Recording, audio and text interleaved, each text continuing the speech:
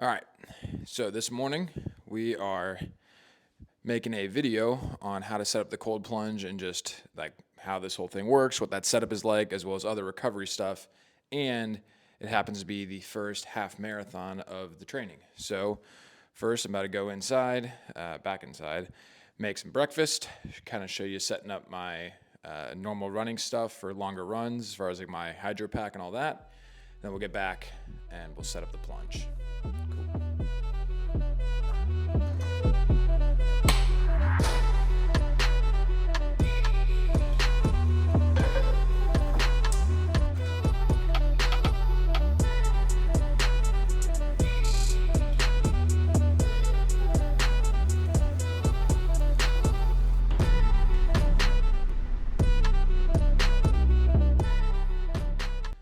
Just finished breakfast and now we are getting ready for the run.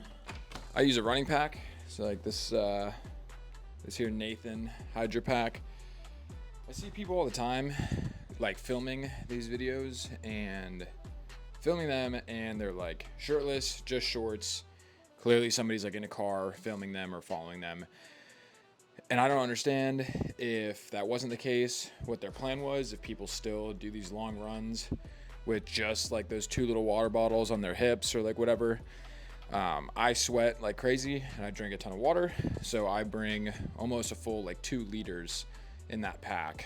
And by the end of a run like this, about a half marathon, I'll have killed like 80-90% of it. So let's get the running pack set up and then get going. Yeah. All right, we have eaten breakfast. We got our running pack on. I got 1 thing of element tea and about 1.5 liters of water in the pack. I got 4 gels on me. So we just ate. So I'll have the first gel at about 30 to 45 minutes and then repeat that pattern. Half marathon day. And then when we get back, we're setting up the cold plunge after it being out of commission while we had to move some stuff around in the garage.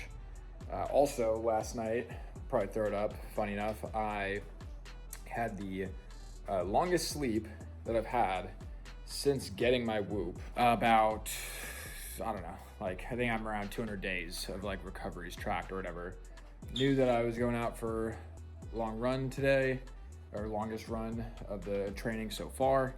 And then I just think it's fitting that the night before the first half marathon of this training plan, I was able to sleep in the longest I have and get the highest recovery score I've had in a little while. So should be a good run. And when we get back, we will continue with our recovery efforts. Just finished the half marathon. Came in at 11 minutes and 17 seconds per mile. And that was talking on the phone the entire time. So literally, I'll throw it up here, probably the stats, and then maybe like a little call log or whatever, but called a buddy. Was like, I'm just gonna try to literally talk, and have like hold a legit conversation the whole time. But then my heart rate ended up being a lot higher than it should have been. But either way, the run is complete for the day, 13.1 miles. Now let's talk about some other recovery stuff and setting up our plunge. Okay, so for cold plunge, it is a Frigidaire chest freezer. Bought it on Facebook Marketplace from a dude who made his own with his brother one time and realized they got kind of good at it and started making them and selling them. Super cool people. The freezer parts, everything would have cost like, I don't think like 900 to 1,000 brand new, something like that. And he sold it to us for $1,200. So considering the time and effort that goes into making these things, have had it for like a year and a half. All of I think this is JB Weld and everything else is held up perfectly. So dude's making really good product. I might be able to find his profile and throw it up in the video, just a little shout out. But yeah, it is basically just a chest freezer. I don't know if they naturally already have these little drains put into them. I kind of assume they do, because in case you need to thaw out your freezer or whatever it is. Let's now get it filled back up with water and then get it turned on and show you what that looks like.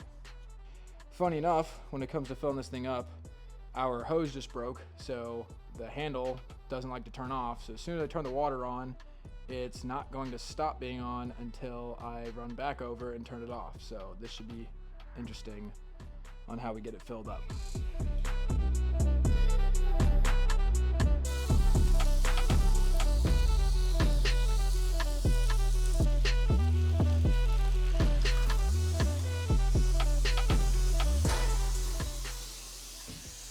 Well, it wasn't the most graceful, but all things considered, it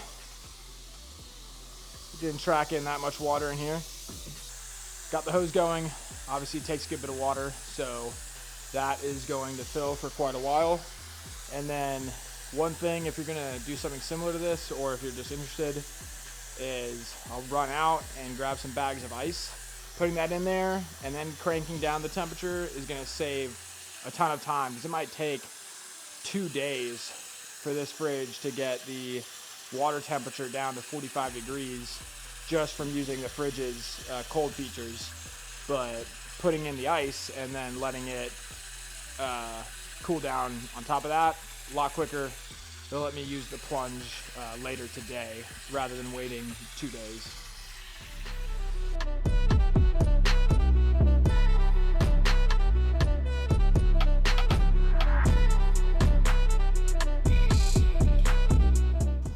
All right, that is about as high as I want it, because obviously when I get in, I'm gonna display some water.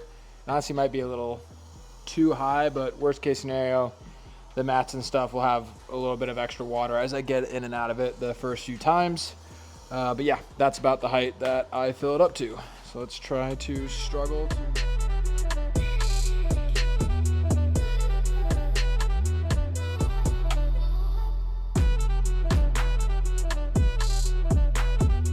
As I mentioned before, one more time, we have our probe right here. Let me make sure it sits down in the water. The